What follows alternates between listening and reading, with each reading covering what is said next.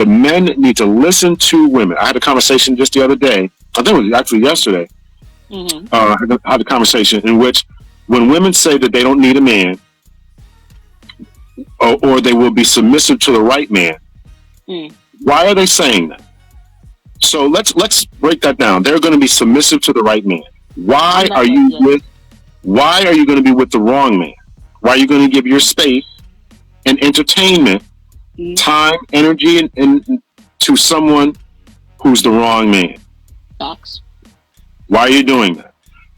So so that's the first point. The second point is that men need to become the right man. We need to hear what they're saying, and if you want that type of submission, and then you need to be the confident. You want an FBI woman, feminine, beautiful, inspirational. Then you need to be a CIA man, confident, intelligent, and assertive. So you need to be that type of man, on your game, on your grind, got all your stuff together.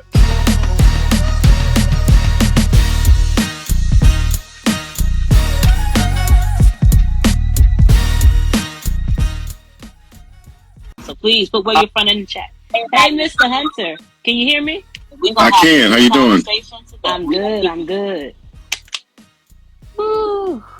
I was just getting you added and getting everything moving forward so we can get started. Bobby, please tell me where you're from. I think we got a little bit of echo in the background. Is everything okay? Yeah, everything's good now. Yeah. All right, perfect. It's all good. So let us get started. Well, first, everybody, y'all really do not understand how good it is to have this man back here with me. He was one of the first live appearances I did for podcasting. I still remember this to this day. It was 2 years ago, beginning of the pandemic, and I came on one of his panel discussions on Facebook, and I loved it. And it was my first kind of introduction into like the whole live podcasting thing. I had watched plenty of them. I had never did one. So I appreciate you in a way that I don't think you will ever know, because you introduced me to a lot of this.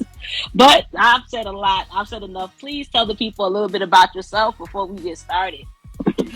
Okay. Well, thanks for having me once again. My name is Lawrence Hunter. I sometimes go by the name of Captain Hunter because I started a podcast called Captain Hunter's Podcast. I'm a retired police captain from Waterbury, which is in Connecticut. I was there for 24 years, retired in good standing. Excuse me, I got gum in my mouth. I know it's coming out. I retired from law enforcement about 3 years ago. Started a consulting business, and I've been doing that ever since. I'm adjunct professor at a couple of colleges. Well, it was two before. Now I'm down to one, so I'm looking for more of those. Started a consulting business, trying to get into police expert testimony.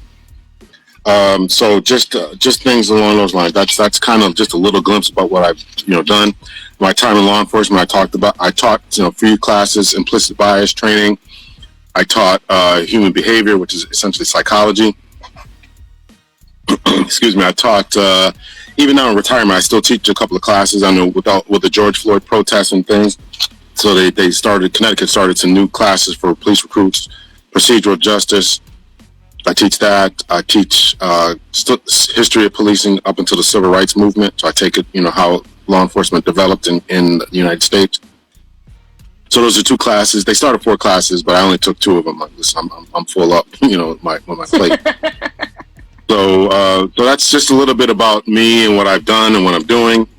And so that's just it. So that's just a little small glimpse into what I've done.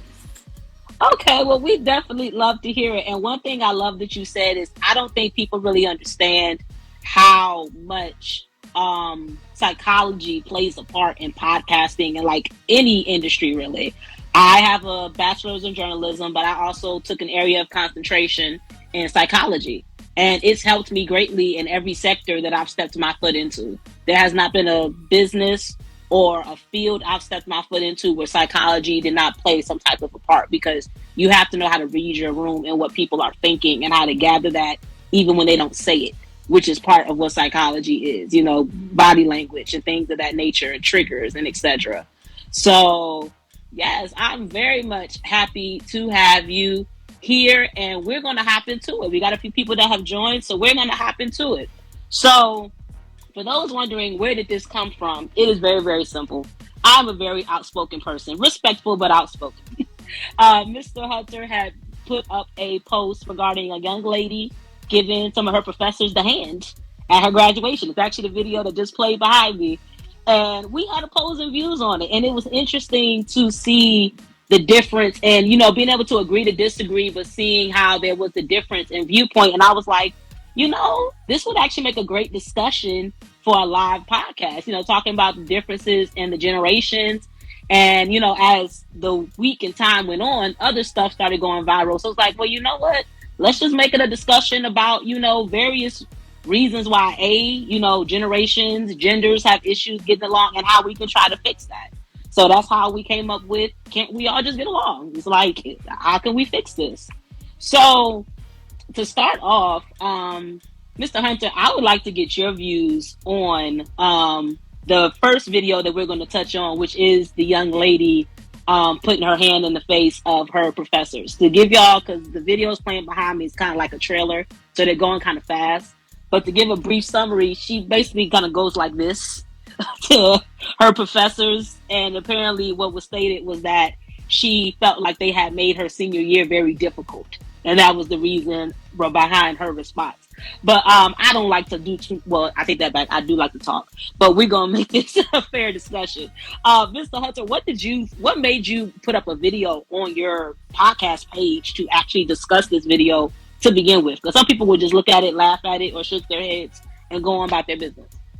Sure. Yeah. So it's a good question. So, I started a podcast that was essentially talking about bridging the divide between the police and the community, right? So I would talk to the police, like, here's the things that the police need to change, right? There's a perception problem, issues of transparency. So let's talk about it, right? So that always doesn't go over well, And then I also wanted to talk to the public too, right? So when you're riding around and doing whatever you're doing, you want to make sure that you are, clean, that you're respectful, not only to your fellow man, but also to the police officers when and if you ever confront them.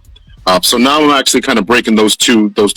I'm going to break those up into two platforms. One, I'm just going to speak specifically to the police, and the other one, I'm going to speak specifically to young men. And I think that it's really, really important to talk to young men and to the younger people. I'm talking, younger than me. I'm 49, so so I want to, try to help the younger generation, those who don't have fathers and all that, to or positive role models, in order to have someone to talk to them, so they can kind of look up to, if they want to. So I posted a video on my TikTok page and on the Instagram page about this particular video, and there's a lot of things that bothered me about it. So first thing that bothered me about it was the fact that she did it. So she, the caption said, because that made my senior night a living hell. And so it cut me off if I start talking too much. So first of all, someone was video recording this. Now I'm sure the people are going to video their nieces, nephews, whatever, when they're walking across the stage. But it's my thought that she told her family she was going to do this. That's just what I thought. I'm going to disrespect these people. I could be wrong about that, but this is just where my mind went. And then, of course, she did it. Now, she walks across the stage, and if you watch the video, it's the majority of the people who are there are African American. So this is a black girl disrespecting black school officials, administrators, etc. And I realized that she may have thought that they made her life a living hell, but I just don't buy that. I just don't buy the argument that we're all that police, school teachers, doctors, whoever are waking up every morning saying, "I'm going to make your life a living hell." I just don't buy that. So and then people have to take responsibility for their own actions. I wasn't there. So I don't, but I would question, how many times did she come in late? How many times did she disrespect them, not handing homework assignments, whatever they did? We don't know what it took to make her life a living hell. So that was the second point. We can dig into any of this a little further if you like. But the third point I had was that with the place that I saw this was Black Excellence page on Instagram, a page where they're supposed to highlight Black excellence, and they put this on there. That is the antithesis, the exact opposite of what Black excellence should be. I want to see pictures of Black excellence, whether it's families, whether it's people actually graduating, whether it's whatever, something to show we're opening up businesses, all that things that show black excellence. We have enough ratchet foolishness out here that we can watch that continues to paint us in a bad light. So those are my three biggest issues. You want to dig into them, but those are the reasons that I thought that this needed to be addressed, because this is unacceptable. Okay, so I will say this in response to that. I love the fact that you articulated that in a manner that was very just communicating it, well, which is one thing I love. One thing I'll say this, I do agree with you that, because I had forgot that it originally went viral on the Black Excellence channel. So I will agree with you. I do not think that's the place to post a moment like this. As real as this moment was and authentic as it was, that was not the platform for it. I would expect this to probably go on maybe the Shade Room first or TMZ, something like that first, before I see it going on the Black Excellence page. So I definitely do agree with you on that. Now, regarding the other part, that is kind of where I think we differ, only because of this. I see both sides. And when I say that, what I mean is this. I'm 27. And I have grown up in a very kind of, I guess, well, I wouldn't say I was sheltered. I'll take that back. But I've grown up in a very structured type setting for the most part. Grew up in church, pew baby, et cetera, et cetera. I know for me, yeah, so Pew baby. I'm about to go. Pew baby. That's what we call it. PEW baby. Pew baby. Board. Front row. Father was the minister of music back in the day. Mother was missionary. So I was at church every day. Not every.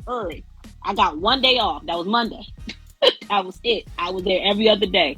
So and this will come up later on with some of the two other videos we'll be addressing, but you see some stuff. And one thing I noticed is, and this is my opinion, my personal opinion, anybody is free to disagree with me on this. I feel like in the community, especially the Black community in particular, respect is a one-sided street.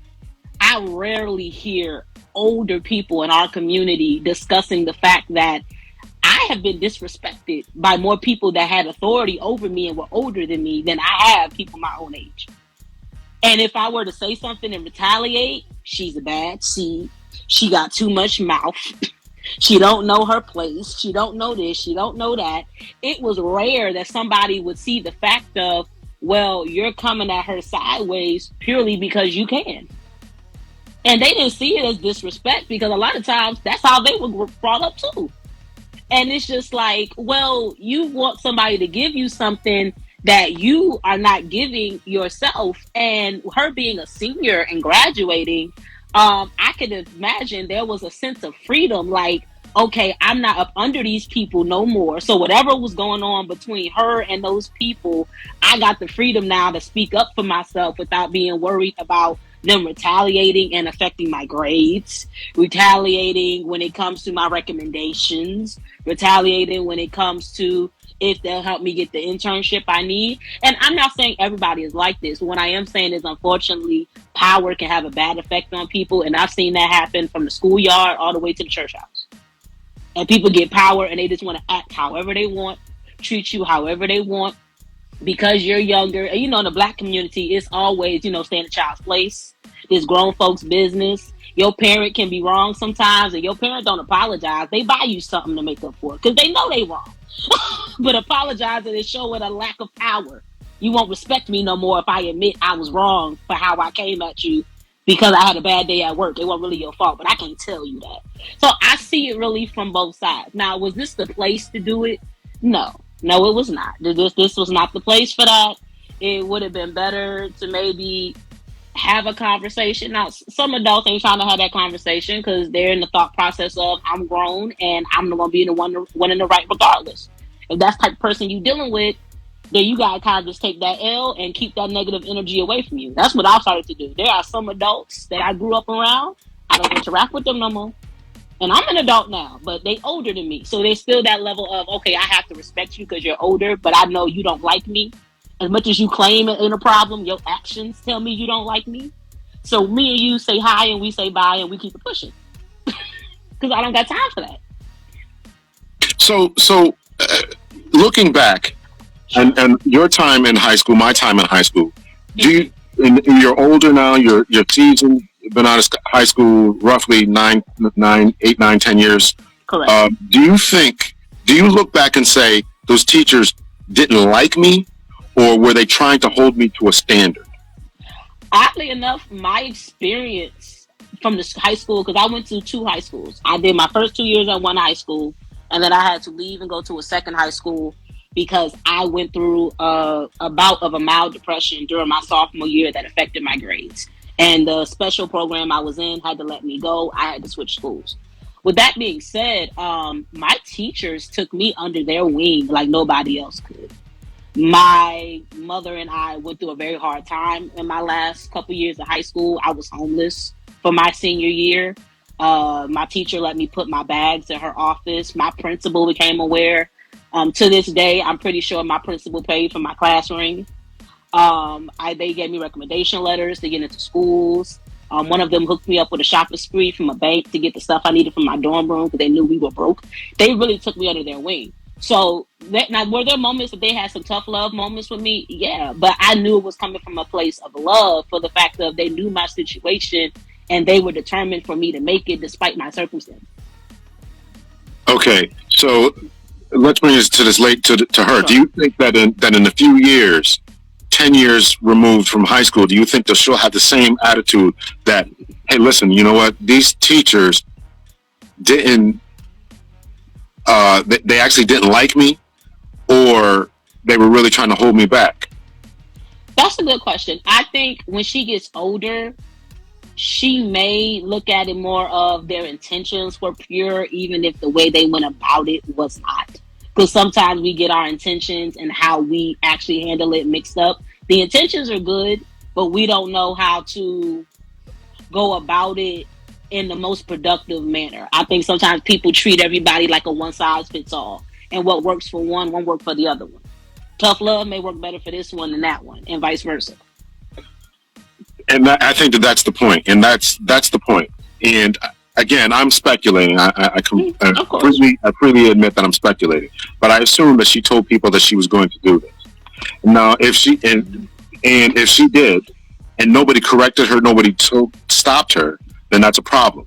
To this day, I haven't seen any type of retraction or any type of video saying I should not have done this. And I think that's problematic. Why is it problematic? Because again, this was viral.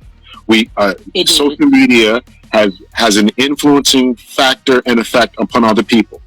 If little people are seeing this, 10-year-olds, her nieces, her nephews, her cousins, her little brothers or sisters, if anyone who's seeing this, even people she doesn't know, people across the country say, hey, listen, I saw this girl do this. I feel as if I'm being disrespected by my high school administrators, my school administrators. I'm going to take the same aspect because I saw somebody else get away with it. And I think that this is the problem. I mean, we're going to continue to delve into this, but this is the problem with accountability. This is the problem, as you mentioned, with our particular culture. I know there are other people going to watch, but we got to talk about what's going on in our culture. We don't have this ability to hold each other accountable. And I can tell you, when I acted up in school, I'm not. Nobody's going to sit up here and say that I was perfect and I had my challenges. I got suspended. I did things I shouldn't have done, and all that kind of stuff. But my mother made sure that she held me accountable.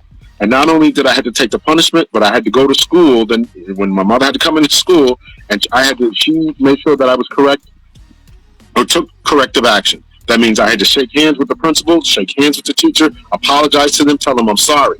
And my grandmother, my mother, and my aunt, the 3 women, matriarchs of my life, although my aunt died when I was fairly young, they all told me that the teachers have their education. You need to go there and get yours. Now, just think about, I had to think about this too. I grew up I'm 49 years old, so I was born in 1973.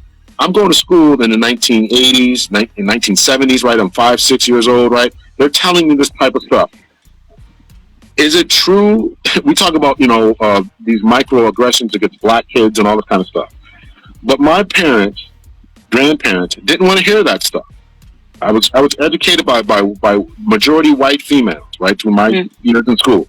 I had a few black teachers, I had a black principal and all that, but majority of the time was white individuals who were So they didn't want to hear that the teacher didn't like you, the teacher was a racist. They don't want to hear any of that. They want to know what you're doing. And if I'm wrong, then that's the state where I need to come off at. So the teacher is there to educate you. They wanted the education to educate. And I took the same philosophy when my kids are in school. I don't want to hear that. I don't want to hear that my daughter, my son come to me telling me that the teachers didn't like. I don't want to hear that. I'm not listening to that. I want to know what you did. You got into a fight. Why did you get into a fight? You got this wrong. You didn't do your homework. Whatever it was, I want to know what you did. Don't tell me about the teachers didn't like you. These people didn't go to school, graduate from middle school, high school, go to college, and all that to punish you. I don't want to hear that. So I think that that's the type of accountability we need to bring back into the African American community. And until we get there, we're going to continue to have people who think it's okay to Now, remember who she's disrespecting now. She's walking across the stage disrespecting other elders within our community that we all say that we want, right? We need more black teachers. We need more black principals. We need more. Or you got them, and this is how you want to treat them because they made your life a living hell. How exactly did they do that? Were they pushing you into the lockers? Were they making sure you didn't eat? What exactly were they doing? Now, I'm not expecting her to explain all this. She wanted to make a point of being funny towards these individuals, and she only embarrassed herself and disrespected her family. And that is the problem that I think that we need to really, really get into our minds. So that's. Let me know your thoughts about where I'm coming from with that. Okay, well, I will definitely say this: there does have to be. If nobody will respect us, we should respect us. So I will definitely give you that.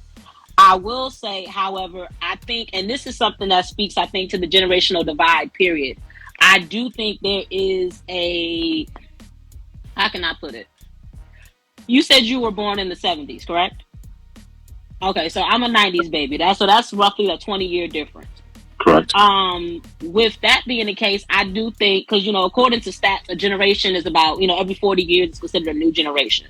So we are considered in just different generations for the fact of we're about 20 years apart, different times, et cetera, et cetera. I think that a big difference with the generation, especially when you deal with millennials versus the generation before them, and especially if you're going to like Generation Z, which is the ones even younger than us. So it's the fact of, I feel like people that grew up more in your time and my mother's time, it was taught in our community that we should not address our feelings because our feelings were not going to help us any. And I understand that to a certain degree, but then the other part of me is like, well, then if you don't deal with your feelings, then that's how later on you got people getting with these people that they should not be with and going into these bad relationships, having children in these unhealthy homes, unhealthy settings, because they did not deal with their emotions. Now I'll say this, we should not make our emotions a crutch, which is something that I think our generation sometimes gets wrong because it's so much about the mental health and the good vibes and the, keeping your frequencies XYZ that I feel like we have to a certain degree lost our backbone a bit. Nobody really has tough skin anymore. Everybody's easily offended, taking everything super personal. So I will give you that. But I do think there's a fine line between having tough skin and being taught to smother your feelings and not address them at all. And that's something I encountered. Like if I went and said, let's say for instance, the church I grew up at, there were some people, older people that I honestly do not think they liked me.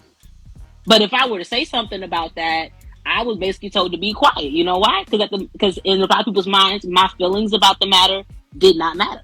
My feelings were not deemed valid. And I think that's a generational divide, unfortunately. That's kind of hard. It's hard to feel it just because you all were brought up in a different time than we were. We are able to express our feelings more freely in a way that was not accessible to the generation before us. They didn't have social media. They didn't have, put out your own podcast, your own videos.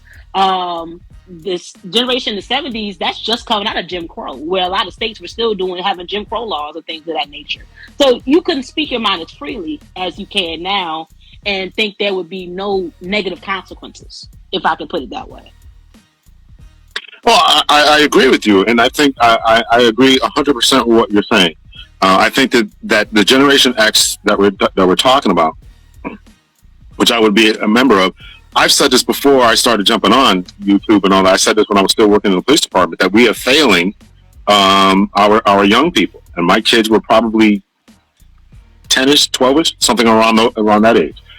So therefore, I stepped into the coaching role. I started taking on roles like that because I saw what was going on, right? And listen, I don't want to invalidate anyone's feelings or anything like that, but I think that that's a problem. The world doesn't care about your feelings, right? They don't care. I mean, everybody's feelings are hurt because gas prices are going up. You think that they're going to lower the gas prices? Nobody cares. So this is a problem that we want to express ourselves, and we want to make TikTok videos and do all this stuff and get stuff off of our chest.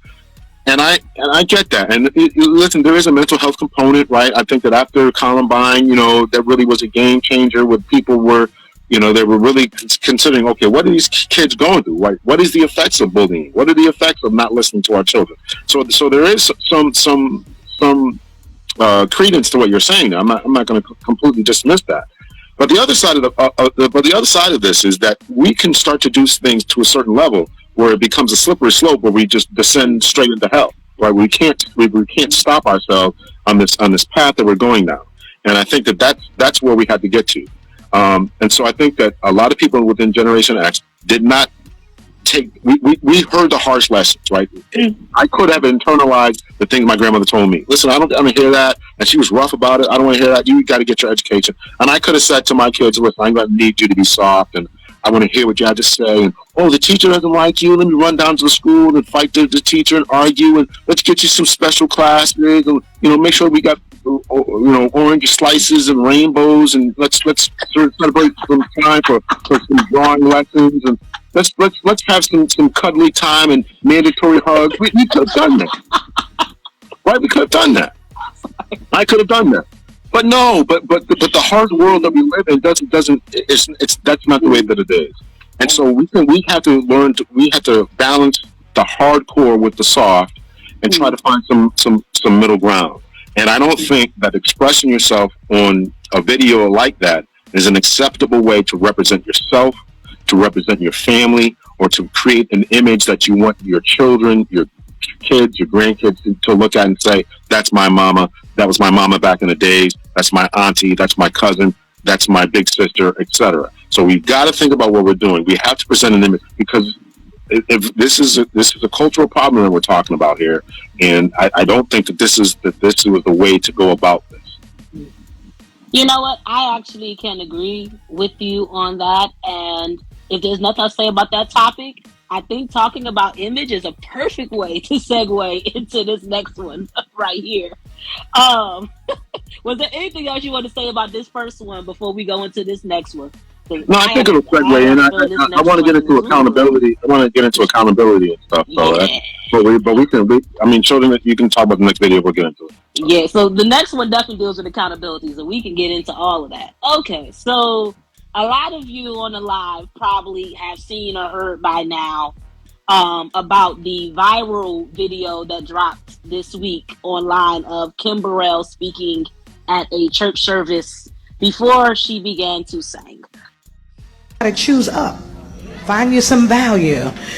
Sometimes before we get friends, we have to do an interview. How long have you been broke?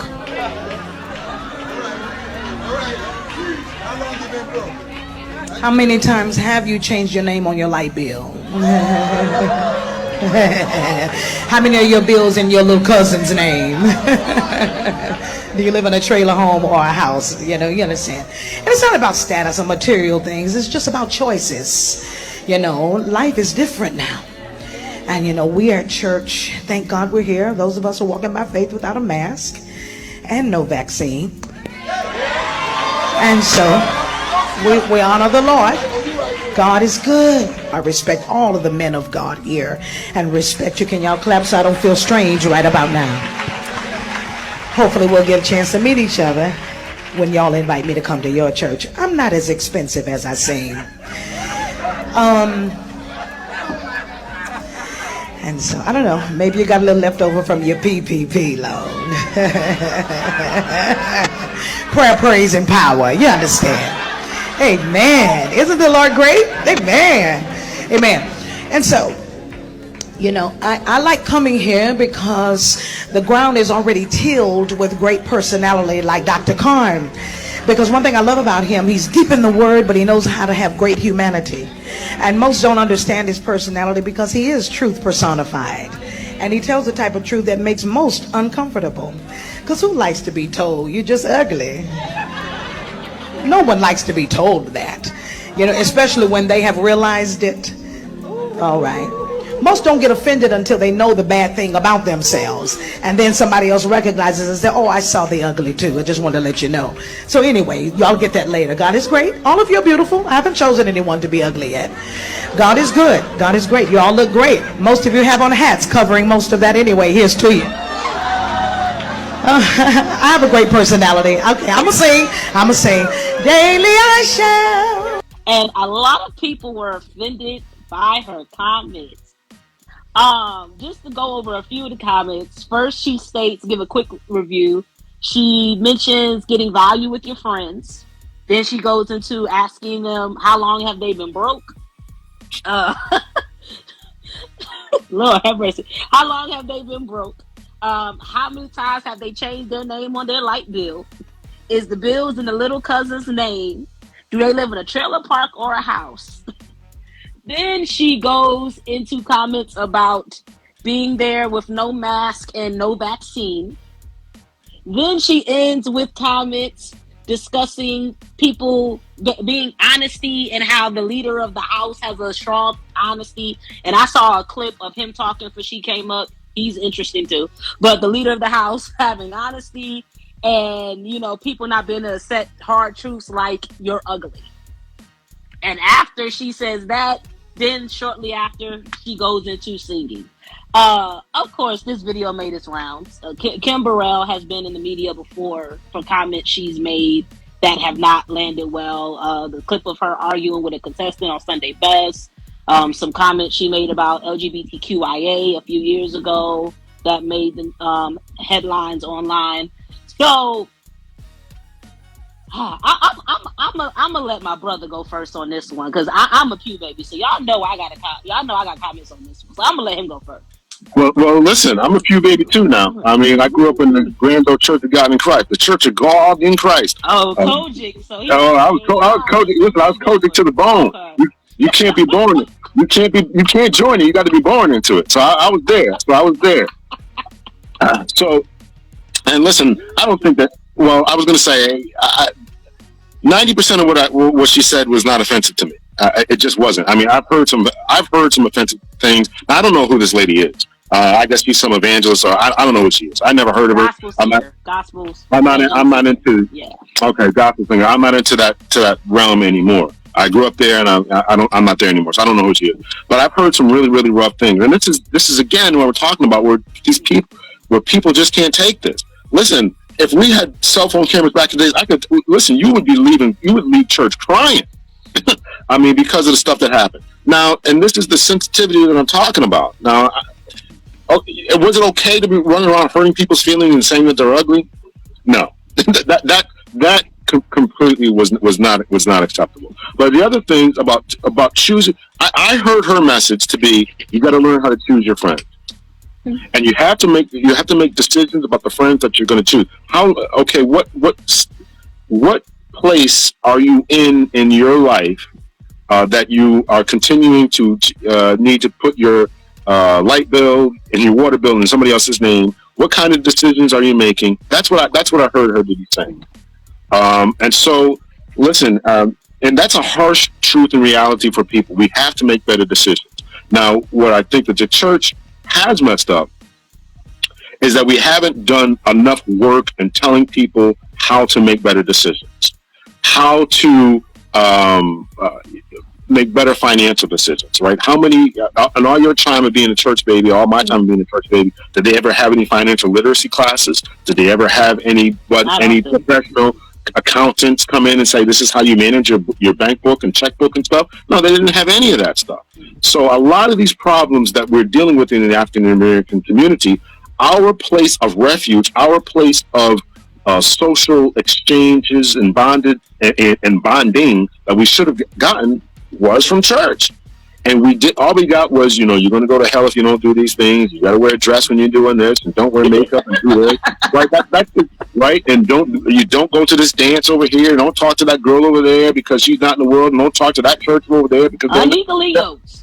Yeah, all this kind of stuff, right? So people have left that. And now we got more people going into the corporate world unprepared to deal in the corporate world, and we have to get the knowledge and everything like that we got from other sources rather than our own cultural heritage. So that's what I think the problem is. So I actually don't have a problem with the vast majority of what she had to say. I really don't. I don't think she should have said, calling people ugly and stuff. People can't take the fact that you call them, and the fact that the video went viral and she had to do an apology is proving her point. Is that people can't take the truth about themselves. It's a problem. It's a problem, and we've been so used to being coddled and hugs, and we got to stroke your back, and we're afraid to get canceled. And our Twitter page is getting Facebook jail, and Twitter page is gonna be. It's created a group of individuals who are self-consumed with being liked and being accepted by other people.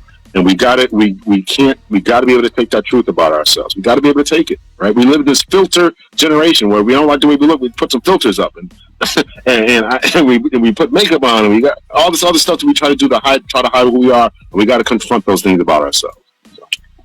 Okay, so I will say this: I do think our current generation needs to develop a bit of tougher skin, and I will say that if we're looking at the message of knowing who your friends are, I actually can get with that. I can get with the message. I myself, I have a good job now. I'm making more money. When I first started hanging out with my two people that I would consider my friends, they had more money than me. They, et cetera. Me hanging out with them, it helped me see that I could be better for myself, and it helped me be able to move forward and get my stuff straight, and I'm continuing to move in that direction.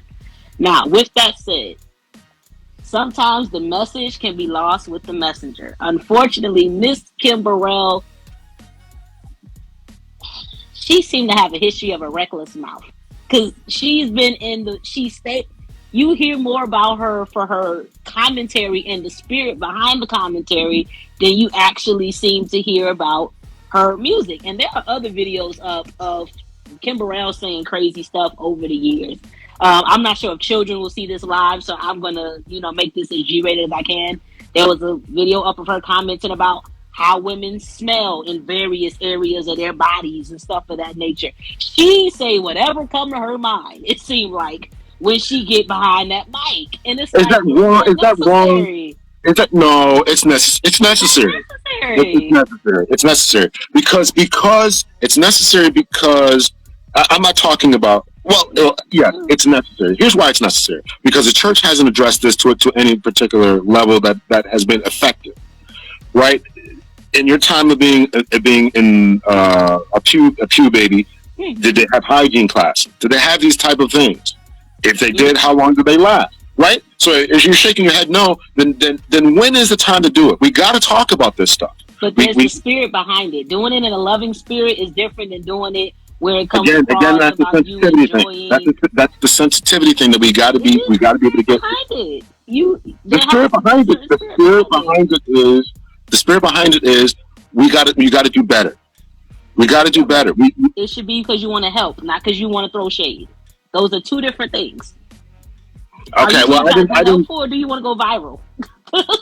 I didn't see and or hear any of that stuff. But I will say that the church typically has been extreme. It's particularly the Pentecostal churches, apostolic churches, have been extremely negligent in helping the individuals become a better overall person. We make good Christians, but we made them terrible at doing things overall. I saw this in my time in law enforcement, where I went to certain individuals' homes where there were Bibles all over the places, religious artifacts on the wall, and people were suffering from mental illness, not taking their medication. And I knew what church they went to, and I'm like, listen, this can't be. We have to do a better job of this. So okay, maybe I don't know. I'll take your word for it as the tone, in the tenor of what she was saying. But I got to be convinced that we've got to do a better job with addressing these types of things that are uncomfortable. I don't think that she woke up this morning or woke up that morning, whatever morning it was, say, you know what, I'm going to go in here and talk about how women are smelling. That wasn't her intention. People are hugging her, want to talk to her, want to be in her space, in her place, and they're not taking care of themselves. People want to be her friends, and people want to be friends with your sons and cousins and stuff, and they're not having the drive and the initiative to go forward. And that's why we need to talk about it. As I mentioned, I want to talk to more young men and say this is how you correct some things within your life. I'm not saying these things because I want to hurt anybody's feelings. I'm not saying anything because I want to make anybody feel bad about themselves. But I know what a lot of these things are like. I was there. And so I want to help young men to get to this place where they're not embarrassed, where they can have full-fledged functioning lives and become the best version of themselves. So maybe her tone was raw off. They said the same thing about Kevin Samuels, that his tone was off. But is the message wrong? Wrong? I'll say this. I'm a person, if my intention was pure and it comes across wrong, I'll apologize for how it came across and how I presented it offending you. I'll stick to what I said. I apologize about how I said it offending you. Reading Kim Burrell's apology, the apology came across less like an apology and more like a don't come for me unless I send for you. Because I read the apology. The apology, it felt the don't, and I'm like, okay, so now I don't know her thoughts, but it like, I literally gave me, I'm sorry I hurt your feelings, but don't come for me unless I send for you. That was literally the apology. The apology was less an apology and more of a nuck if you buck. Okay. No, I definitely agree that the apology was problematic, right? If you're going to apologize, then the first thing you have to do is take ownership of what you did wrong, and then make corrective actions. And she didn't take any type of corrective action, right? Nah, it was just that in the apology. It was like, if she has a history of this, then she needs to analyze herself and say, okay, these issues that I'm trying to address, I'm trying to do these things in a better manner, or I need to do these things in a better manner. And I assume that she come from the old school like you did, or like I did, where these things are mild, right? So I've heard worse. That's why when I saw it, I've heard worse all day. I don't agree with it, but I've heard worse. I've heard worse. I'm not even sure why they went viral. I can't even believe they went viral. But okay. People already didn't like her because some of her other comments. So this was like adding fuel to a fire. If it was somebody else that was less well known and did not already have a history of speaking and it offending people, it would not have went viral. I will say that. I mean, that's my journalism degree speaking. The fact of who it was and the history she already had with comments she made it easy for that to go viral and be trending on Twitter in the top 30 the way it was. Actually, her name is still trending in the United States according to Twitter from what I saw earlier today. It's been trending for like 3-4 days. Her name and the video and the commentary. Go ahead. No, one thing you said is about accountability, and this is my thing, and this is a reason why this video itself hit me a different way. Once again, there is a lack of accountability in the church, but it's not just with the people that need to be helped, but it's with the so-called helpers. I've been in church my whole life. I go to a church now. The leaders are Pentecostal based, but it's more of a non-denominational feel, if what I say makes sense. So it's not as traditional as the church that I grew up in. The church I grew up in, there was many a times where people did some sideways stuff and nobody checked them about their mouth or their actions because of their position. They said amen. They said hallelujah. You may have heard them discuss the person at the Sunday dinner or the cookout later on, or be like, oh, sister so-and-so running her mouth again in the fellowship hall. But nobody checked these people. They went unchecked and their mouths were reckless in the name of the Lord. Yeah. Well, that I'm not going to excuse that type of behavior. I don't want to make it seem like I'm saying that everything that happened within the church was correct, or the way that they approach everyone correct. I'm sure that people didn't like people. They did abuse their authority. You're right. Power left unchecked, is a corrupting device. So yeah, so we definitely need some training. need some sensitivity classes about how we approach people, how we address people. So there's a lot of work that needs to be done. I've been very, very disappointed with the church, which is one of the reasons why I stopped going, because there was not a lot of things that we should do or should have known, and if that was the place where we should have known these things, right? Should have been a place where we set this accountability standard. Here's the standard, and here's how we're going to get here, and that goes for the helpers, goes for the leadership. Here's the standards. Here's how we're going to talk to people. Here's how we're going to address people. Here are the classes we're going to have: financial literacy, hygiene, how to buy a house, how to buy a car.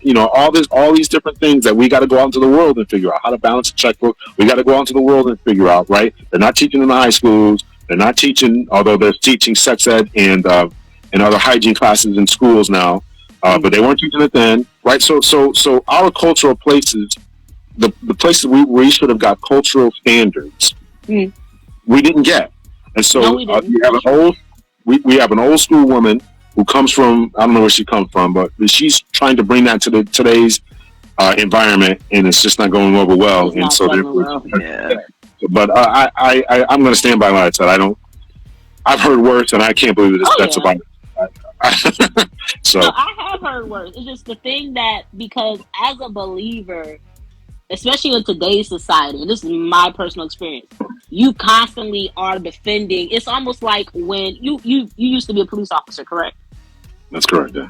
So I've heard police officers say a lot of times you hear all cops are not like that when something happens between an officer and a civilian where it seems like things went left, somebody went overboard, et cetera, and the officer feels like he has to answer, like all the good officers, like they have to answer for the ones that maybe did things incorrectly. It happens the same way with church people. Because when you go on Twitter, first thing you said was, this is why I don't go to church. And this is what I don't like about church folk. And this is this. And this is that. And part of me understands where they're coming from, because I'm going to be honest, there was a time where I considered no longer dealing with church because the environment I was in was toxic. And I had to come to a decision to remove myself from that particular house and find a house that actually worked for me in the season God had me in, rather than discontinue myself from church, period. I had to make a cognitive decision to, okay, you need to find a house that's going to help you grow and not smother your growth. This house is no longer working. Where your roots come from is not always where you can really go to grow. Sometimes you got to take yourself somewhere else from where you were originally planted. It happens.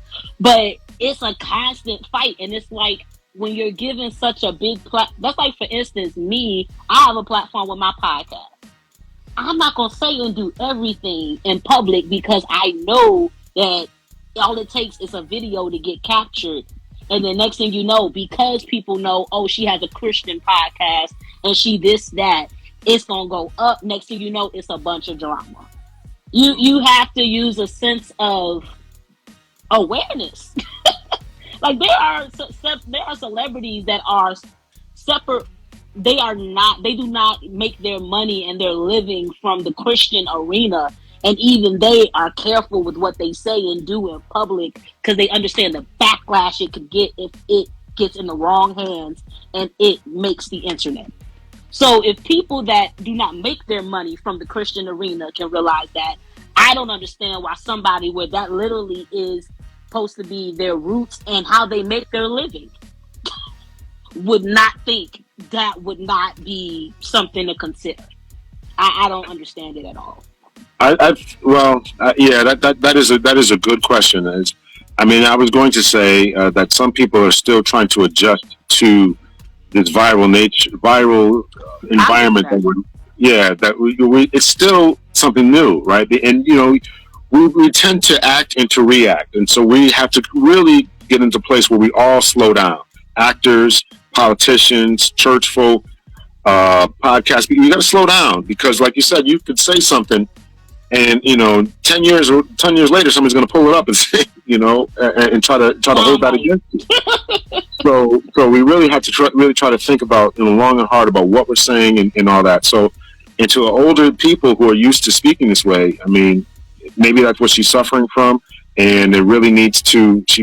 And it's hard because this is where you came up. This is what you know. This is how you think that things should be. It worked for you. It worked for everybody in your church.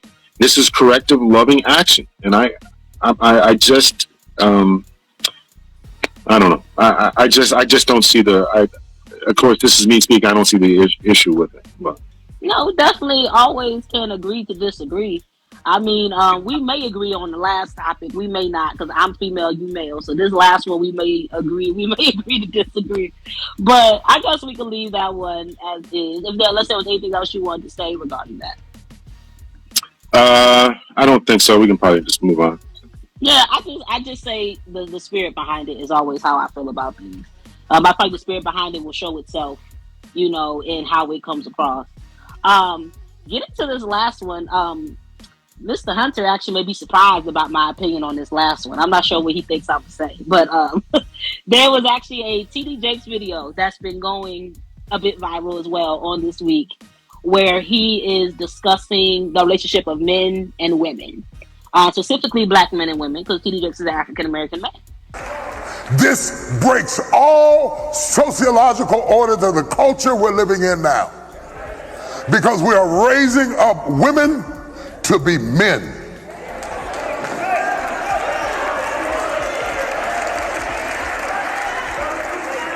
And you are not applauded for your femininity. You are applauded in the contemporary society by how tough, rough, nasty, mean, aggressive, hateful, possessive you are, and you are climbing the corporate ladder, but we are losing our families. I know you can buy your own car. I know you can buy your own house. But until you create a need that I can pour into, I have no place in your life. So stop coming home bragging to me about how much you don't need me and wonder why I shy away. Oh, y'all ain't gonna talk back to me this morning. And the main part of the video, to summarize it in a quick soundbite that seems to be going viral, is there's a part at the end where he says, "Don't come home and brag to me about the fact that you don't need me and wonder why I shy away." A lot of women I saw on Twitter and TikTok and stuff felt like TDJakes was actually telling women to basically lower themselves and smother themselves to appease a man's ego. That seems to have been the big argument about what he meant. Oh, wait a minute. That was going on the internet? I'm sorry, that was going on the internet? Okay. Yes, there was it's been Twitter and TikTok are the main places I saw with, the men were saying that they thought that's what he meant, and also women, and then there were a few people in there that was saying that ain't what he was saying. But the majority felt like he was talking out of turn. Oh, can you send me that? Because I would love to read those comments. Oh, I got you. I definitely got you on that one. So my thing is this. I listened to the video for myself, and me, call it the journalist in me, I also went and looked at the first part of the video, which is another part of the message. Because I like to see the front end and the back end, because I like to know the context of what he's talking about. That's just me. I actually do not disagree with what he said, per se. For the simple fact of this. So what I gathered from what he said, it was not the fact that he wanted women to smother themselves, but it's the fact of not to emasculate men by not allowing them to step into their manly role in the house. And he got on the men at one point in the message as well, saying, men don't allow women to, pour into you so much that you're not pouring back into them, having to ask your wife for lunch money and et cetera, et cetera.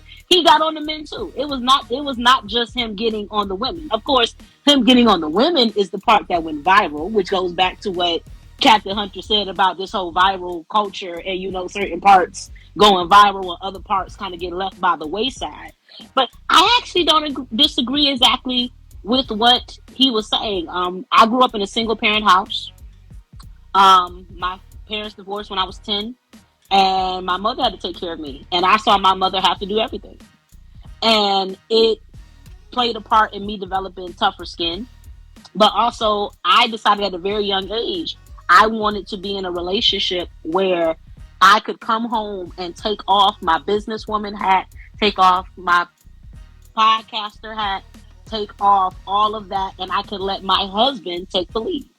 Which is why I have no problem submitting for the fact that I want somebody else to be able to take the lead. But every woman does not feel that way. So I'm going to share the thread to Captain Hunter as he requested, and I'm going to let him give his comments real quick while I share this to him and send this to him.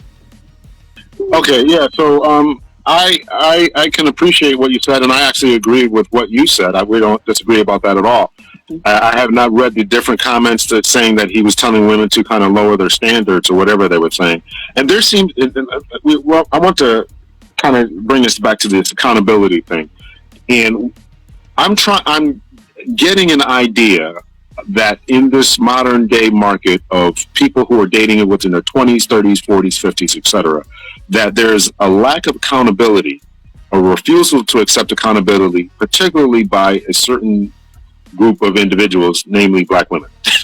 And I think that I don't want to give anyone a bad rap or anything like that, but I'm hearing this now. I don't know whether it's true or not, but there's this place called the Manosphere where men are talking in these particular spaces on the internet, saying these types of things that they can't hold women accountable. And one of the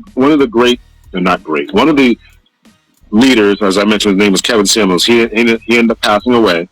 Mm-hmm. I remember that. He talked about exactly this type of thing, and it seems to be very, very problematic because for 3 years now. You said that Bishop Jakes, who people have always loved, he says this, and now it goes viral. Oh, we don't want to hear that. So you can't just preach what you want to hear all the time.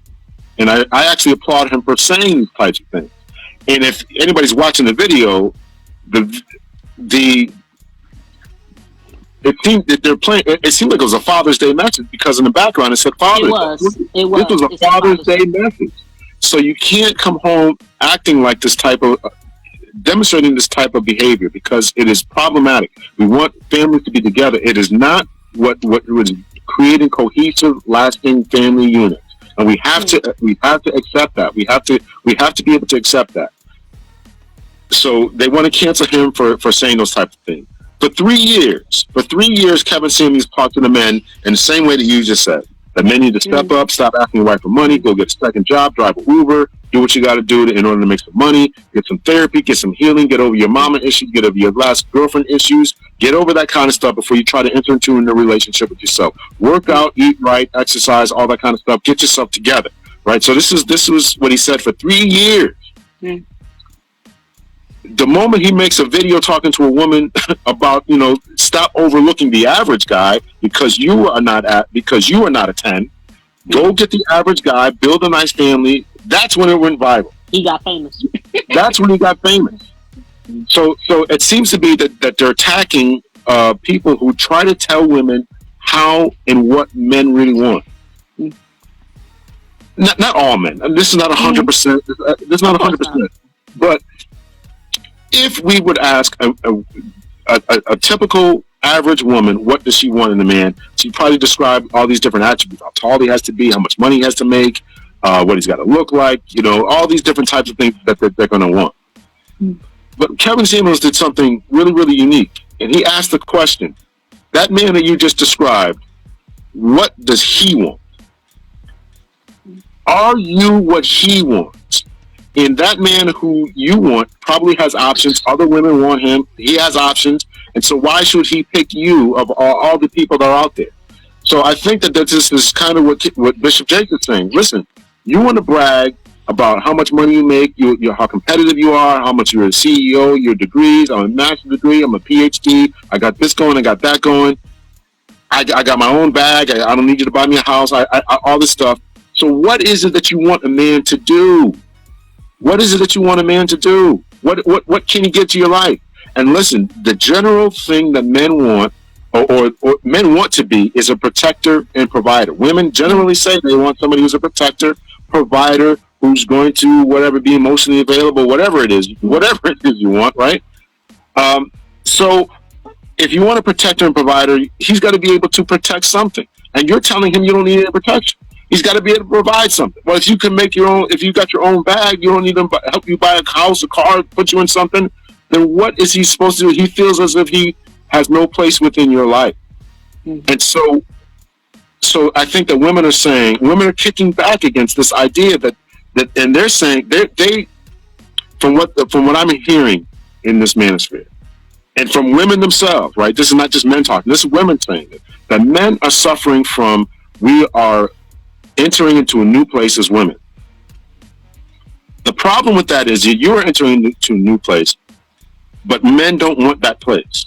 And you can't make us want it. You can't shame us into wanting it. You can't convince us into wanting it. You can't try to talk us into it. We don't want that. I don't want to come home, just like you when you said you want to come home from work and be a nice, submissive wife who just relaxes in your feminine and let your husband take over. I don't want to come home, or your man doesn't want to come home. Other men don't want to come home and argue with their women and have the same competitive nature that you bring to the boardroom in your life about what we're going to eat for dinner, where we're going to go, and what movie we're going to watch. And I don't want to do any of that. So if that's the type of energy that you're bringing, and you can't and they seem to be very struggling with the idea that men don't want that, and you can't shame us, you can't guilt us. They're just not going to do it. They're just going to opt out of it. And so this is the place. So this idea. So where accountability comes into this is we have to hold the light, the mindset, and a lot of women. More women are coming out with this. In particular, there's a woman, Kendra G. She has a show on Instagram where she's been checking women about this type of thing. There was a woman, I played her clips, of Rebecca Lynn Pope, who's trying to tell people about she's a matchmaker who gave up matchmaking because she said that I can't deal with women because their expectations are too high. Right? So a lot of women matchmakers are trying to get women to understand that the men that you want and the image that you try to frame the life that you think would be the way that you want to live life is not what men want. So that's the accountability thing that women really have to get an understanding of, is that a lot of men don't want those types of things. Okay, so I will give you that. There does need to be accountability with us as women. I will say I think there also needs to be an accountability with the men on that side too, and I'll explain why. I just got out of a 1-year relationship. It did not work. We tried our best to make it work. It did not work. It was my first serious relationship because I don't deal with just anybody. That's just how I am. I'm particular for the fact that I don't want you to waste my time. That's really just how it is. Now, with that being stated, and I have no ill will against that, but one of the biggest things that did cause our split was the fact of when we first started dating, we were kind of around the same place. We were still both kind of getting things together and stuff. Things started moving rapidly in a pace for me where it did not do that for him. And the thing that created the split was the fact of the confidence and stuff he had at the beginning of our relationship, with him falling on hard times and things getting better for me. It was not there any longer. I had to start taking the lead on things. Let's go here and do this so we can get out the house and not just be in the house watching movies all day. Let's go here and do that. Oh, okay, I want to go check out this concert. I think it'll be fun. Oh, you don't have the money? Okay, I'll pay for it. I had no choice but to step into that place. And it was the fact of I had to come to a hard realization with myself that this ain't what I want. I don't like having to put on the man pants in a relationship. As much as I am somebody that's learned to survive on her own, as much as I do want to have my own money and finances, even if the man is not making the same amount I am, I would like him to still be able to hold his own. And unfortunately, in the Black community, especially if you start dealing with, now I'm not going to sit here and say the whole family unit in the Black community is broken, because there's some statistics that state that there's more two-parent households than we realize.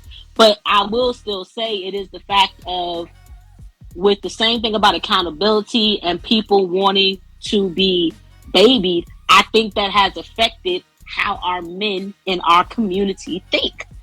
Yeah. It's like a bunch of man boys walking around, but then you want somebody to treat you like you Big Papa, and you still thinking and acting like a man child. And that is, in my opinion, that is also unrealistic. You want me to treat you like the big man, but you don't seem like you. And it's one thing if a man falls on hard times and he's actively putting forth effort to get out of it. That happens to the best of us. But when it seems like that effort is here today, going tomorrow, here today, going tomorrow, and you're having to constantly like, and after a while you get tired of that. It's like my arms is tired. I'm tired of this. And unfortunately, as women, sometimes we should exit stage left. You know, if y'all not married, you can exit stage left once you realize it's not working for you, rather than stay around and get bitter. Which is what I felt myself leaning towards, which is why I had to make a hard decision. But it's the fact of it's accountability on both sides. For the fact of you don't want to emasculate your man, but also I'm not going to sit here and act like you big pimping, so to speak, and you not. So there's a couple things I want to address there. So of course, the idea that is something that's worth a broader conversation. Probably don't have time to do it now. But when men aren't the protectors, providers for various reasons, right? They get laid off, they get disabled, and they can't work the same thing. They will go. They not will, but they may go through a depression. And things along those lines, right? I was a provider before. I was making this amount of money. Now I can't do it. Now my wife is taking me, or my wife or my girl is taking me out to eat, or she wants to do this, and now she's playing, and I just want to sit in the house and watch TV. And so there is a certain level of depression that can happen to individuals, right? Because so that takes a lot of gumption, many therapy, and help to get through those times. Very true. So about that because I thought about that as well. So and he may need an extra push. How long can you push to get back? And by push, I mean gentle encouragement. Hey, listen, here's some job opportunity. There's a way to say it, a softer way to say it. So that's worth a different conversation. I think that's part of the overall broader context of African American culture when we were the last ones hired, first ones fired type of thing in the 50s and 70s when they started deindustrializing the United States, sending jobs overseas. Who were the first ones to be fired? It was us. Therefore, we end up being depressed, leaving the home, getting addicted to drugs, selling drugs, going to jail, mass incarceration, and all that kind of stuff. So there's a whole thing, which is why we're in this place now where women feel as if they can't trust us in particular to a certain level, so that why they got to get these masters and PhDs and move up because they don't think that they can trust the black man. That this is a real thing. This is a real thing. This is actually my area of expertise. So, but it's also very important to understand that this is not something that's the lack of men stepping up, being assertive protectors, providers is a greater symptom of the things we talked about at the first. It's a greater symptom of things that are going on within society that is not relegated to simply the black community. There was an article that was written, I think I want to say like 2008. It was in Psychology Today by a psychologist who made up a term. I don't know if it was him or somebody else made up a term called moodles, combination of man and poodles, because we're not growing up. Right, we're not growing up. We're living at home and 35 years old. We're sitting home playing PlayStation all day, and this is across all cultures, all American culture, white, black, Hispanic, whatever. Right, so not failure. There was a movie about a failure to launch, all this type of stuff. Right.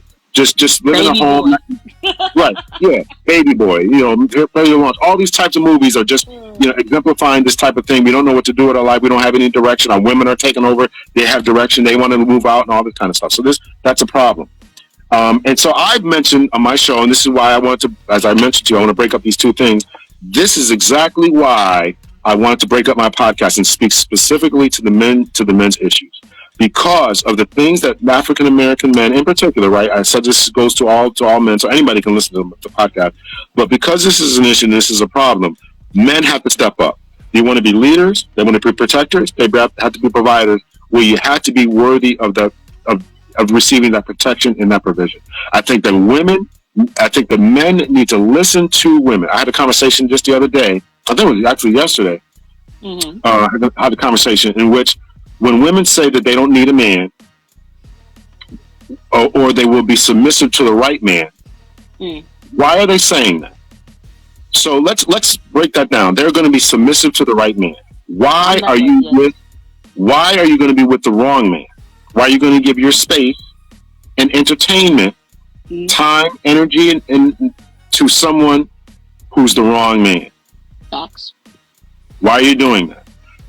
So that's our first point. The second point is that men need to become the right man. We need to hear what they're saying, and if you want that type of submission, you want a soft, sweet, cooperative, intelligent CIA woman, confident, or whatever CIA is. No, FBI, feminine, beautiful, inspirational.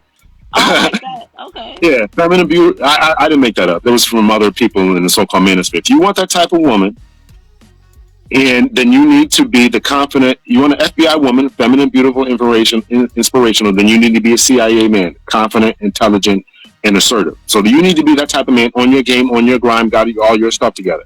And men need to do that. And we're suffering from a lack of men because of lack of leadership, because of lack of positive role models, because of broken homes, because of mass incarceration. You name the social ills that we're all dealing with. We're dealing with it. But we got to get men to step up, and therefore that will cause the men to be in line. We can fix our communities, right? We can change some of the trajectory of what's going on in inner cities in Chicago, Detroit, New York, all these different places, right? Even Waterbury, wherever people live at. We can try to change those trajectories, and therefore the families can get in line, the communities can get in line, and all that kind of thing. But it's got to start with the men. It's got to start with the men. So I know that everybody wants to dump on Bishop Jakes for saying what he said. And there was merit to what he said, but the first person we have to look at, and the first responsibility is men collectively have to hold men accountable, have to get on our game, get on our grind, stop telling people, just stop worrying about how big a girl's butt is, and trying to sleep with everyone who we come in contact with, and let's really try to get on our game, get on our grind, and make sure that we can attract the type of woman, high class woman, and then we can demand high class women. I definitely do agree with you. And one thing I want to say, before Kevin Samuels passed away, just to segue a little bit, I actually, because I had heard of him, but I had not actually watched one of his videos. All I ever heard was, that he was super problematic and yada, yada, yada. Once again, I'm the investigative type. I want to see for myself before I take your word from it. Call it nosy, call it my journalism degree, whatever. I watched the videos. Kevin, that there were one or two videos where I did not agree with what he said, but for the most part, he actually, in my opinion, and I may lose some followers behind this. Okay, fine. He, in my opinion, he spoke facts. He just spoke them very hard nosed and to the point. He spoke facts though, and not even did he speak facts, but the fact of because I watched a bunch of them.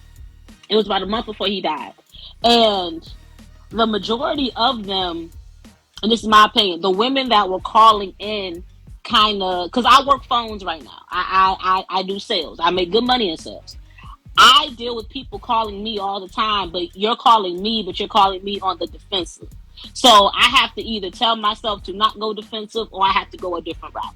A lot of times there was a defensive vibe that came from the women that were calling in that I think played a part in how the conversation played out. Because there were a few videos where the woman simply called in because she really wanted help.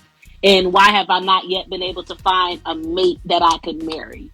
And because them coming in a spirit of humility, I know some women gonna hate me for saying this, them coming in a spirit of humility, rather than the conversation turned into a showdown, which is what Kevin seemed to be viral for, it was more of Kevin, honestly, it was almost like talking to your uncle, was the vibe I got from a couple of the videos. But the women called and they called willing to listen. I just got to put it the way I see it. They called willing to listen. And it's just the fact of, I think women need to listen to men more about what they really want. And men need to listen to women more about what they really want. We both, especially in our Black community, we need to hear each other out from a place of not so combative, but simply just speaking our mind on what we feel about the matter. Now, depending on what's said, it may be a moment where it could get a little high rise. I've seen some panel discussion, about men and women. And there's some topics, when you get to topics about the woman working out of home, or topics about the exclusivity and stuff, there's certain topics that's going to get a little hot possibly because, people have experienced it. But it's just the fact of being able to have a place where we can be honest with one another. Just a place of honesty, and also the fact of, because you have it, you don't have to brag on it. I tried my best in my last relationship, even though I saw the fact that I was moving forward a bit quicker than him. I did my best to try not to make him feel less than because of that. Because I understood the fact that it had to be tough to go from being able to take care of stuff to all of a sudden you can't. I'm not a man, but I can imagine that would hit anybody in the gut, especially men where, as you said, being provider is a man not being able to provide. And I'm going to say this to my ladies watching. It's almost like, imagine if you as a woman were a size 10 and then you had children and all of a sudden you gain a bunch of weight and you're having a hard time keeping it off. And I'm using that analogy because I know a lot of women can possibly relate to what I'm saying when I say that. It hits you for the fact of you feel like you're not who you used to be, and et cetera, and comparing yourself to what you were. The man could be telling you look fine, but it's hard for you to understand that. I feel like that's kind of how men are when they have those moments. It's the fact of the woman's telling them, it's okay, I still love you, I'll be here to support you, you'll be fine. But the man is still his biggest critic at the end of the day. And women, I hope I didn't offend you by using, that analogy, but I'm like, what's something my ladies can understand to see where I'm coming from? Just the fact of it hits you, because men in the society of us in the United States, from what I've seen and what I've studied, even when you go to like marketing and stuff, classes that I've done with journalism, for men, money and status reign supreme. For women, it's their looks. That tends to be how that rocks out here in the U.S. regarding what is focused most upon when it comes to the main genders. Men is money and status. Women is looks. When you look at a commercial and they want a man to buy something, they normally show him wearing the item and him surrounded by a bunch of women that want to be around him and want to talk to him because he has on the watch or has on the sneakers or has on the suit. Women, if you want a woman to buy an item, normally you show that item giving her a full makeover. She go in one way, she wash with the body soap, she come out flawless. It's a way to get them to purchase it because you're speaking to what they make the priority. So it's the fact that we have to listen to each other. And until we do that, we're going to keep having problems. And women, one thing I would say to us, you can't expect a man to reach standards that you don't set. I will say that. I had to check myself on that. It was the fact of, okay, you're trying to be supportive, but don't coddle at the same time. You can't expect somebody to meet standards you don't set. If you ain't never asked him to open the door, can you be mad if he don't do it? If you ain't never made him pay it, can you be mad that he can't pay the bill? Well, let me ask you this. So this is going on. Men, nobody knows who to pay anymore. Men don't want to be taken advantage of. There was an article in the New York Times talking about 1/3 of women accept dates just for free food. Men read that type of thing. Ooh. Yeah. So nobody knows who to pay, right? And so if you're on a dating app or you're just meeting people and you don't, it can get expensive, right? So how would you feel if you're the type of woman that we're talking about today? We're not talking about if you want to be Miss Independent. Not that I'm saying anything wrong with that. Okay. Not that I'm saying there's anything wrong with that. But if you're looking for a certain type of man, would you be offended? Let me ask you, no. Would you have patience with a man who didn't know to open up the door, right? We're talking about they don't know, right? We're talking about these moodles. They don't know how to do things, right? So they don't know to open a door. I think there's a confusion about that. Would you have patience with that, with that type of man? I don't mind having patience with a man when I see progress. The problem with my last relationship is there seemed like there was no progress happening. And that's why I had to hang things up. I have no problem being patient with the man when I actually see progress. When it seems like I'm given all these chances and nothing really changes, now that's where we got an issue. That's when I got to look at myself and see if I'm lying to myself, wanting somebody to be something they're not. So I can appreciate that. So I think there's a general confusion as to what men and women want, right? And so I've talked to women, and so they're saying that they don't want any, not all. I mean, this is what I'm talking about, the confusion. So they're saying they don't know that that women are saying that they don't want a man to do these certain things. I can hope, and I've had women. I've been walking. You walk into a mall, you walk into a store. I hold the door open for somebody behind me. I can open them up. I can hold my own door. Women have said, more than one woman has said this to me. I'm like, okay, well, wait a minute. I would hold the door for you as a dude. I'm just trying to be a nice person, but okay. I've heard stories about women who said, listen, if you're out there, where we live at is obviously it snows during the wintertime. When it's not global warming going on, it snows during the wintertime. And so they said, well, what it would look like if I'm outside, you're outside shoveling the snow and I'm sitting in the house. No, I'm gonna take my behind out there and help you out because because we're in this together as a team. So, and the guys think, as a guy, I'm thinking, man, I need to protect, provide, and do these types of things, the manual type of labor type of thing. And so there's this blurring of the lines, so I think that there's this confusion, which is why I think that Bishop Jakes addressed this type of confusion that is going on within people's minds. You're a woman who's thinking that this is good. They think that this is good. They think I got my own degrees, I got my own house, I travel, I do this, I do that, I'm on my game, I'm on my grind. Men, a majority, not all, are not looking for that. That is not impressive. A man, he doesn't care about your job. I mean, he may ask you what you do, okay, but how much you make, what your degree is, what he doesn't care about any. Okay, that's great. Can you cook? Can you clean? Can you? And I'm like, no, I'm with you. Yeah, well, this is the things that matter. I don't cook, I don't clean. Let me show you how I got this ring. and women are listening to that stuff and thinking that this that's cool. That's not cool. It's not cool to a I would say a majority. There are some men, but here's the point, and here's where I think Kevin Samuels was really right. I don't want to keep bringing this to him, but he was right about this. You got to give credit to where it's due. Is the man that you want? Does he want that? Is that what he's interested in? You want this big time baller who's doing on his game, but does he want that? Does he want a home cooked meal?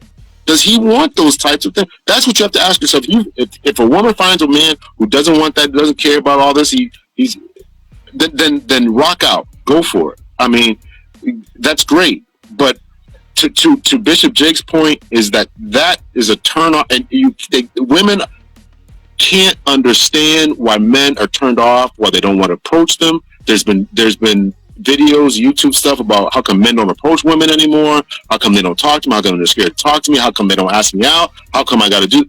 It's because of this type of energy that is being given off, and it's so prevalent now that Bishop Jakes had to say something over the pulpit and say, this is why the men are not approaching you. This is why, because you want to brag about what you got, how you got it, your degrees, what alpha sorority or whatever fraternity sorority that you're a part of.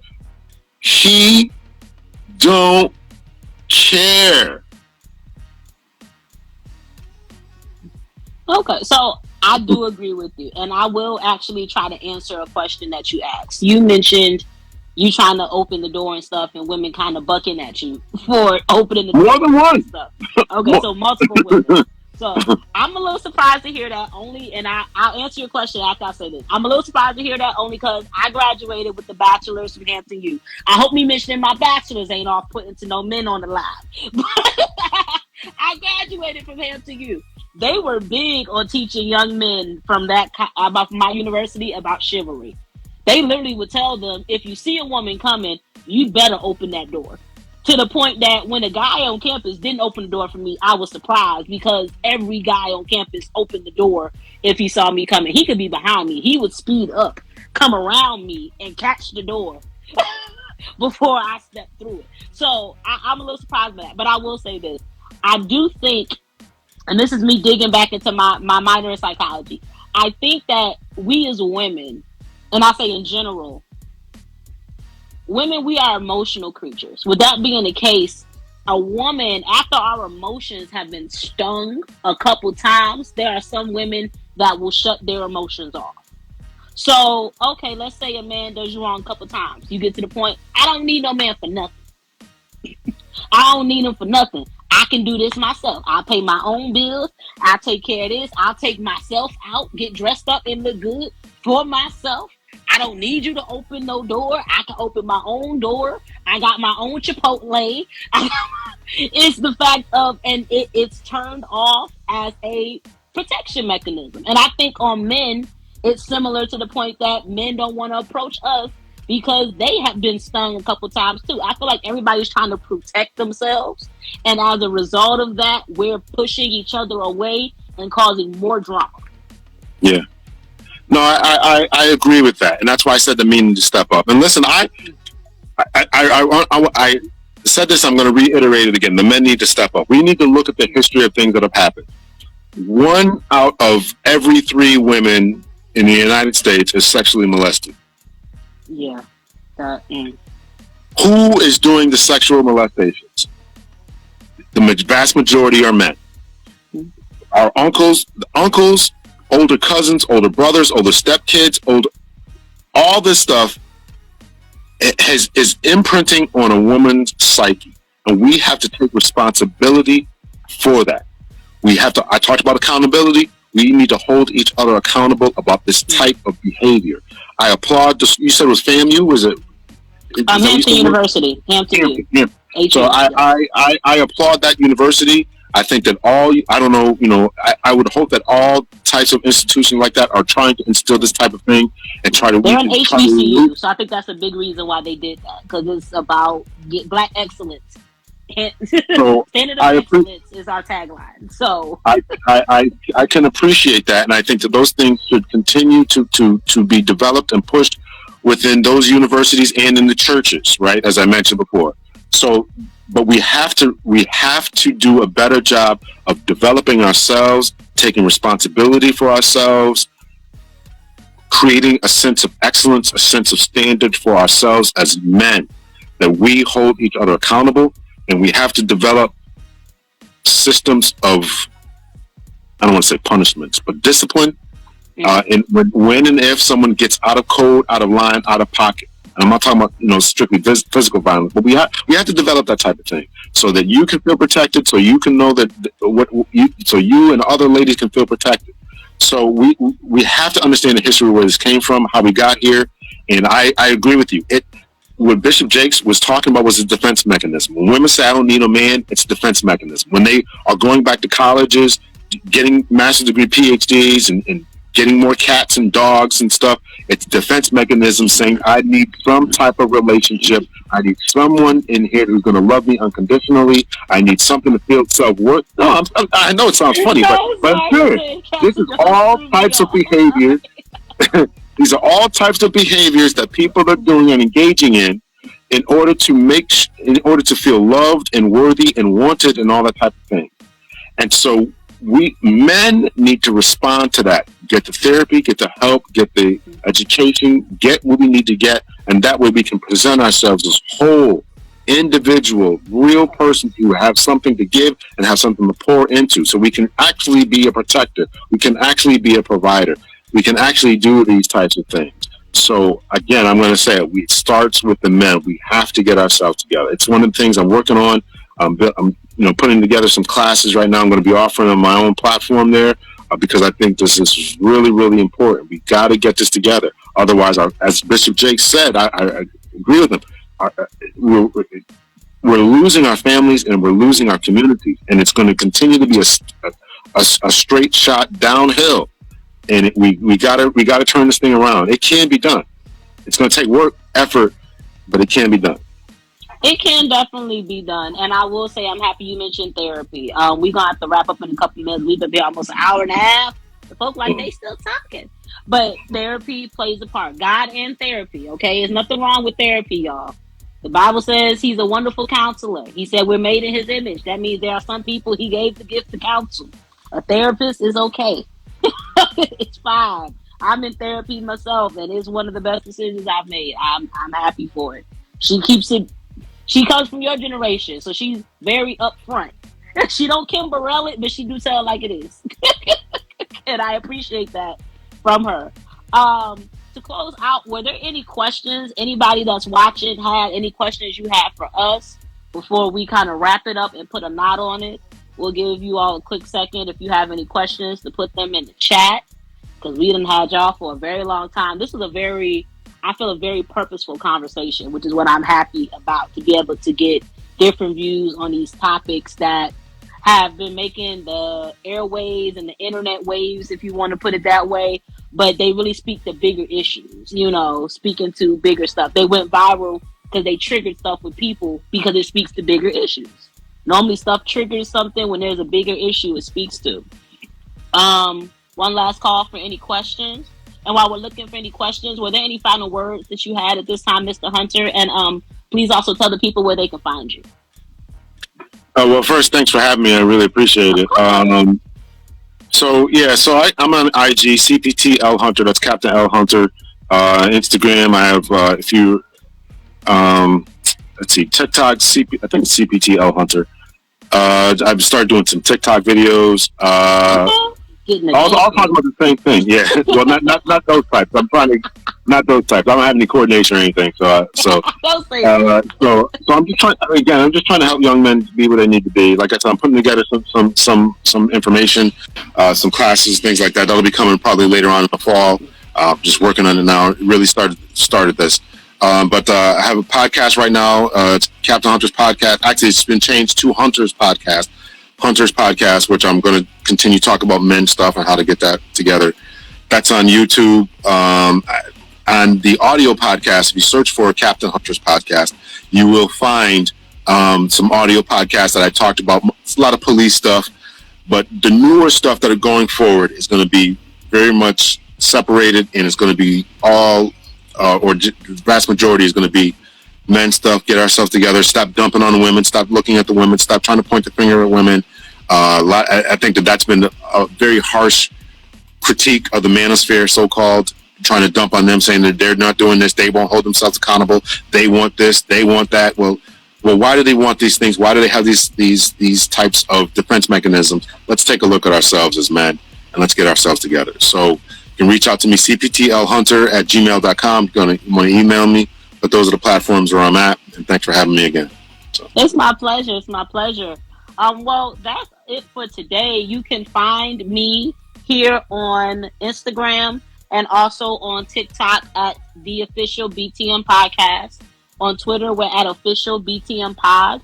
We are now on YouTube, and this episode we will actually have it here on Instagram, and it will also be on YouTube. Also, we will be making this into an audio version.